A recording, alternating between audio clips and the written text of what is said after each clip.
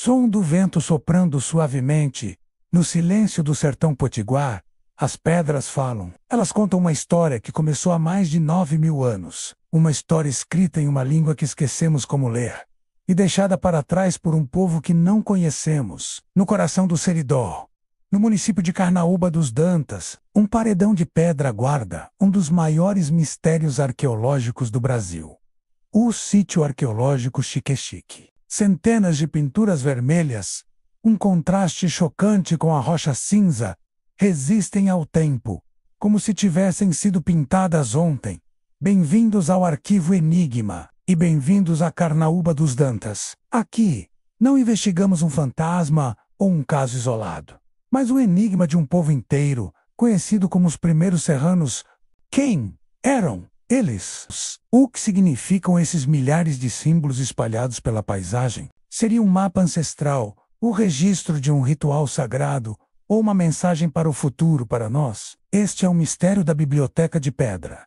Estamos no sítio arqueológico Xique-Xique, um verdadeiro museu a céu aberto. É difícil não se sentir pequeno diante desses painéis gigantescos, cobertos por uma escrita que parece pulsar com vida própria. Esta região, o Seridó, é uma das maiores concentrações de arte rupestre do mundo. O que vemos em Carnaúba, parte da chamada tradição nordeste de pinturas, é o registro de uma sociedade complexa e organizada. Isso aqui não eram rabiscos aleatórios. Havia uma intenção, uma gramática visual que arqueólogos e historiadores até hoje tentam decifrar. São mais de 100 sítios arqueológicos catalogados só nesta região. É um legado vasto, deixado por um povo Cacodorcóliter, que dominou esta paisagem por milênios, muito antes da chegada dos europeus, ou mesmo das tribos indígenas que conhecemos dos livros de história. Eles viviam em harmonia com a caatinga, conheciam seus segredos e decidiram gravar sua existência, sua cultura e suas crenças nestas rochas para a eternidade. Mas por quê? Ao olhar mais de perto, a biblioteca parece se dividir em temas. Vemos representações que conseguimos entender com certa clareza. Cenas de caça, com figuras humanas perseguindo emas e tatus. Animais que ainda hoje habitam a região. São registros do cotidiano, da luta pela sobrevivência. Mas são símbolos abstratos que realmente criam um enigma. Círculos concêntricos que se parecem com sóis, mandalas ou portais. Grades e formas geométricas que não representam nada que exista na natureza local.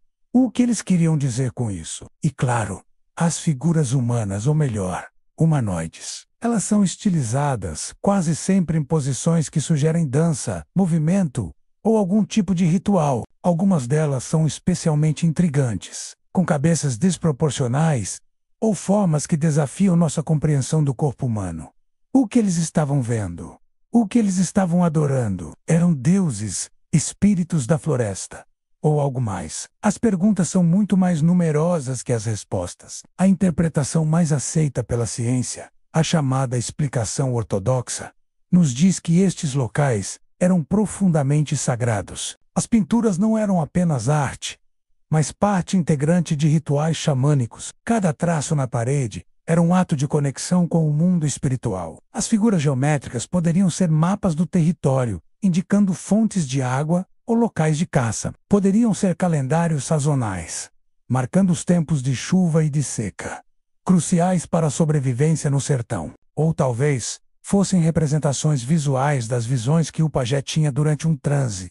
Uma forma de trazer para o mundo físico as mensagens recebidas do mundo sagrado. Para a ciência, as respostas, por mais complexas que sejam, estão na terra, nos rituais, na caça, na vida e na morte deste povo ancestral. Mas para outros, as respostas não estão na terra, mas nas estrelas. É aqui que entramos no território das teorias alternativas, e a mais famosa delas é a dos antigos astronautas. Essa teoria olha para estes mesmos paredões e vê uma história completamente diferente. Para os defensores dessa ideia, estas figuras com cabeças grandes e corpos estranhos não seriam deuses, mas representações de visitantes de outros mundos. O capacete de um astronauta, talvez. Os círculos concêntricos não seriam sóis, mas a representação de suas naves, os discos voadores. Para esses teóricos, esta não é uma biblioteca sobre a vida na Terra, mas um registro de um contato monumental, um encontro entre a humanidade primitiva e seres de tecnologia avançada. Seria Carnaúba dos Dantas um dos primeiros registros de um contato extraterrestre na história da humanidade. É uma ideia fascinante, que transforma esses símbolos antigos em uma mensagem cósmica. Mas talvez a maior pista sobre o propósito deste lugar não esteja no que vemos, mas no que ouvimos. A arqueologia moderna não estuda apenas objetos, mas também paisagens e sensações. E a acústica aqui no Vale do Xiquexique é simplesmente inacreditável, quase perfeita. Observem, som de uma palma alta, seguida de um eco claro e limpo. O som ecoa de forma limpa, sem distorção. Um som produzido aqui pode ser ouvido claramente a centenas de metros de distância, do outro lado do vale. Isso nos diz que este não era apenas um lugar para ver, era fundamentalmente um lugar para ser ouvido. Imagine o poder disso para uma sociedade sem escrita fonética. Este local poderia ter sido um teatro natural, um centro de comunicação, um lugar onde histórias eram contadas e cantadas, e a voz do líder, ou do pajé, alcançava toda a tribo reunida, o som dos cantos e dos tambores ecoando pelo vale durante um ritual. Enquanto as figuras eram pintadas na rocha, transformando o ato de pintar em uma performance sagrada, uma experiência multissensorial que envolvia toda a comunidade. A rocha não era apenas uma tela, era um instrumento. No fim, talvez nunca tenhamos a tradução exata desta complexa escrita de pedra. O povo que a criou desapareceu misteriosamente da história, levando seus segredos consigo.